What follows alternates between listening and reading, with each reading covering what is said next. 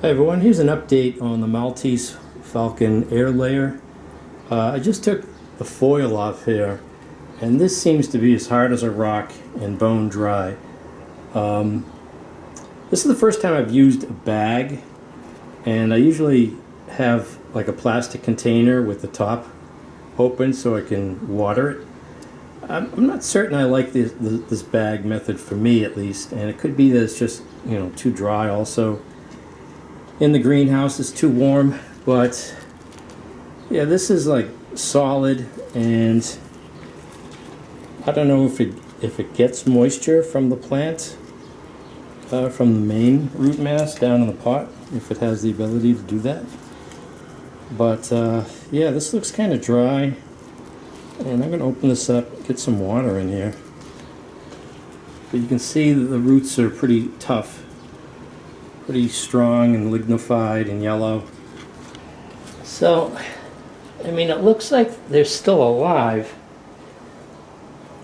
Let me get some moisture in there. Rehydrate that. So I think I like to put a larger stake in here also. A stronger stake.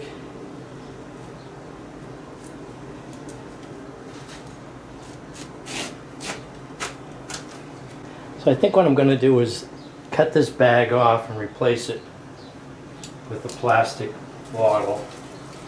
So actually what I think I'm going to do is go ahead and remove it. And let's see what happens. I mean, there's a good amount of roots on there. Here we go. Cross our fingers. And it's off. That's pretty heavy root mass there. Yeah, looks like it's dried up on the top, but that's pretty heavy.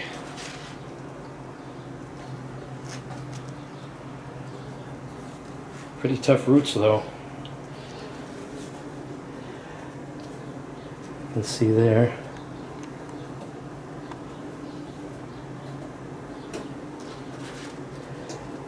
So let me get this in a pot real quick. Maybe you should soak it for a half hour or so. Put it in some water. So you can see there's even roots starting to come out here.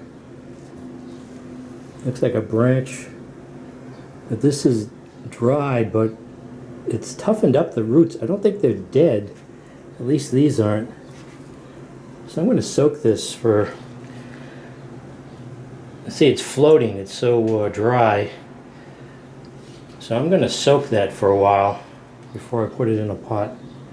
I have to weight it down, it's so buoyant. I'll get this out of the greenhouse too, it's too warm in here. Get it in the shade. So you can see how buoyant this is. There must be air pockets in there. If I let it go, it just floats up to the top there. So let it sit here for a little bit, let the water penetrate into the center of the root mass here. But I think I'll even bury it like up to here. These are all potential, these are all roots starting to get ready to come out. So I think that when they dry out, it toughens up the roots. I mean, here it looks like I went a little bit overboard with the dry on the top there. But there's a fresh new root right there, right there. Here's an example of figs drying out. I mean, these are the shoe boxes I start cuttings in. I have no drainage holes in these whatsoever. And I had some fig trees I had purchased online, and ended up, they weren't the varieties that they said they were, but I think I narrowed them down to LSU Purple. I think that's what these are. So I had these chunks, and I just put them in the soil there, and they completely dry out. And they've rooted. This one's all dried out. I let them dry out between watering. And you can see here, it's not even started to wilt yet. And this is in the greenhouse where it can get up to, you know, close to 100 degrees if I'm not careful. I think I'll water these anyways. Looks like they do. And there's no drainage holes on these. I just, they go through water pretty quickly, especially now in the summertime. I give them a good drink. And I let them dry out in between. So I've had this soaking for a couple of hours in the cool cellar, and it's a pretty chunky mixture, so there was a lot of bark in this, and it doesn't look like it's wilting at all, so I'm sure being in the cool cellar helped, but it doesn't seem to be affected by the removal from the mother tree yet. So I'm going to put it in this container here.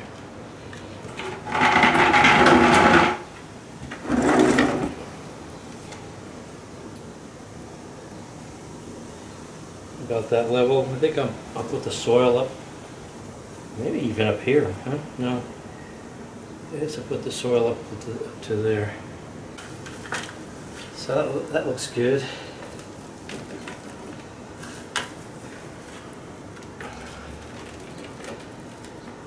I'm not going to touch the roots.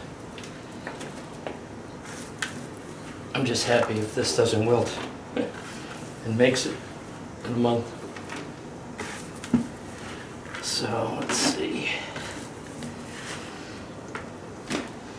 Got a lot of bark. The agway bark in this mix here. Some perlite.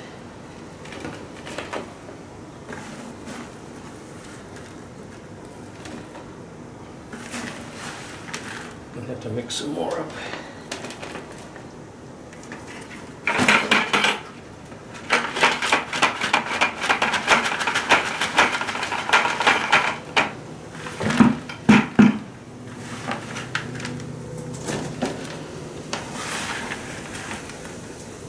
So I've got this square planter that I like. That's more difficult to tip over if you have a taller plant.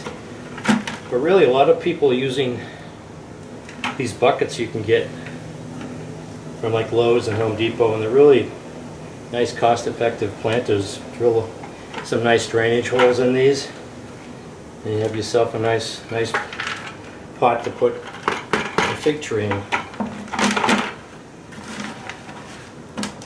For under, what's it, $3 I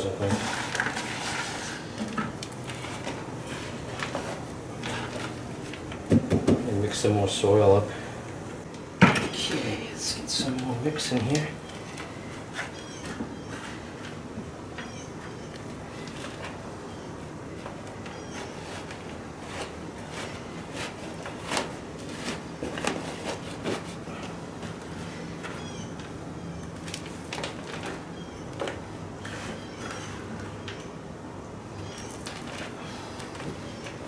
So let me water this in good. Even though it's been soaking for 2 hours. Okay, so I finished it off with some bark. Got a nice support here for it, and hopefully, I mean, it looks a little droopy, but not that bad considering the heat. And hopefully I'll be able to try this Maltese Falcon fig right here. It's my thumb.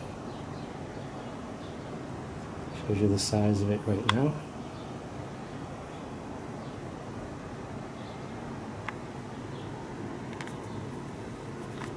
There are the leaves.